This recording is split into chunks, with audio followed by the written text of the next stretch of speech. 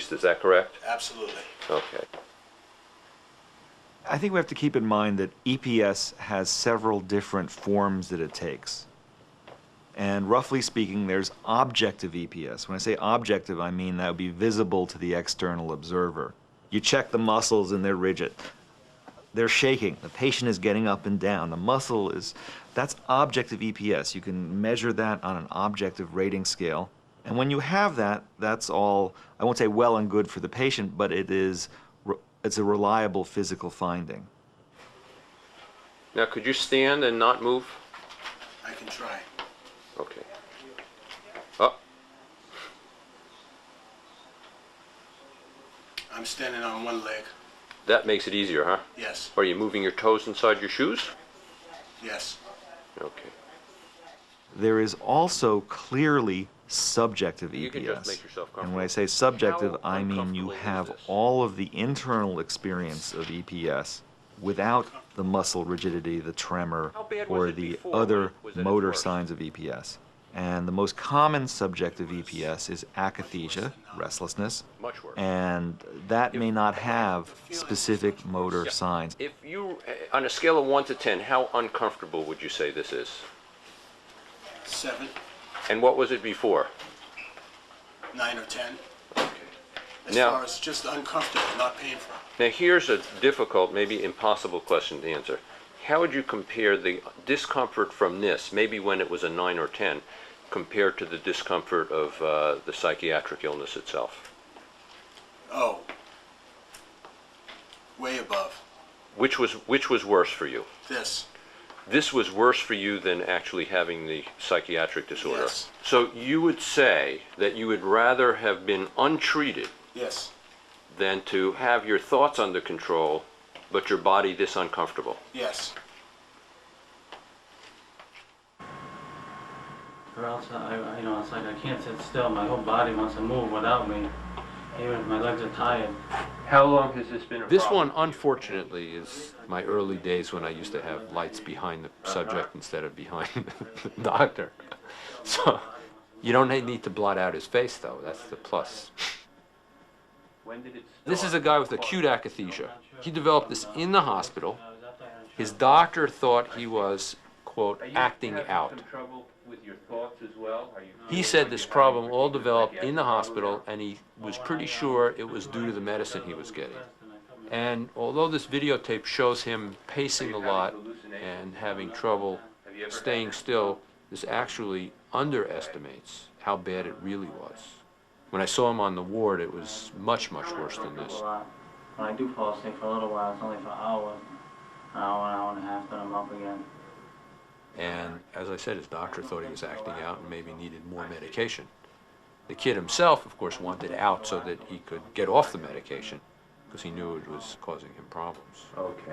All I'm going to do is when I get out, find another apartment and rent it and live. Now, in general, akathisia is described by the patient as a body restlessness, not a mental restlessness. So patients will describe the worst restlessness as occurring either on their thighs or on their abdomen. So I asked them to point to where it is the worst. And if they point here or here, it's more likely to be akathisia. If they point to their head or can't describe it, somewhat less likely to be akathisia. Do you feel restless at all? No, well, I get nervous. You know, everybody gets nervous. Are you nervous right now? A little, you know. Everybody gets nervous. Do you have any uncomfortable feelings in your arms or your legs? My feet hurt. They hurt? How do they hurt? Well, I'm nervous, you know. I see. Because I'm not a movie star. A lot of people know. He's actually a very good example of why it's difficult to study akathisia. Because you ask him a question and he gives you an answer that you can't interpret. Like, do you have uncomfortable sensations in your leg? My feet hurt. You know? Are you nervous? Well, I'm not a movie star. I mean, it's very difficult to interpret a lot of the patient's symptoms, and akathisia is a disorder that's primarily a symptomatic disorder. Patients feel What do you want? this You don't discomfort. talk to me in London. The thing with akathisia, yes, you always need subjective restlessness, but if the patient is so psychotic that they can't describe feeling restless, but they're just bouncing off the walls, one needs to then come up with another way of diagnosing akathisia. So another, harder to diagnose, but akathisia can present behaviorally as well as subjectively. So in the case literature, behavioral manifestations of akathisia include suicide and suicidal behavior, includes violence and agitation, includes seclusion room episodes, includes compulsive sexual behavior such as masturbation and other kinds of weird sexual stuff.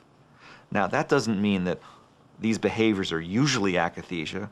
What I mean by that is that clinicians should consider akathisia as one of the potential causes in the differential of patients who are exhibiting those kind of behaviors, especially if they're new behaviors that correlate with the onset or increase of antipsychotic dosing, especially if we're talking about the older antipsychotics like haloperidol.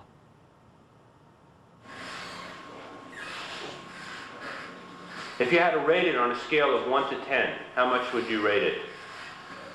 I'd say 8. About an 8. Yeah. Do you sometimes get a 10? Yeah. So this isn't as bad as it can be. Okay.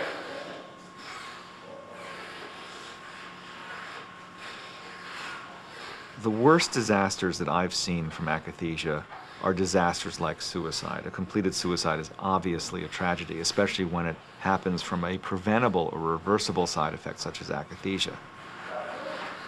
After a while, it drives you crazy. It's driving you crazy, these movements? Yeah. In my 20 years as a consultant, I've seen maybe 5 cases of what I believe to be akathisia-induced suicide. And there's been a common theme in those suicides that I'd like to warn clinicians of. The first thing is the akathisia is severe. The second thing that I've seen in all cases, it's undiagnosed, and the antipsychotic is raised or continued. And then the third thing that I think is most important in these disasters is the patient doesn't know what's happening to them. They're not given a diagnosis, they're not reassured it's a side effect.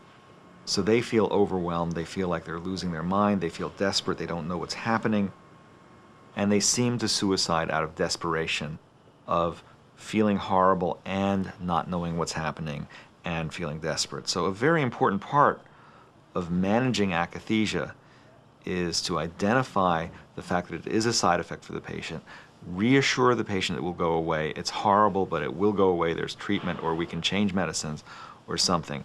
That then decreases the terror of the patient feeling like this horrible thing is happening to their body and they don't know what's happening. It's hard. It's hard for the family too, I guess, you know. Not just the one that's having it, but the person that has this is really going through hell.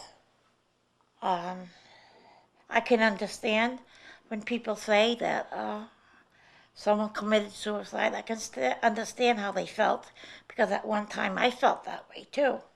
But now, if I get depressed, I don't get depressed nowhere near that as much as I used to.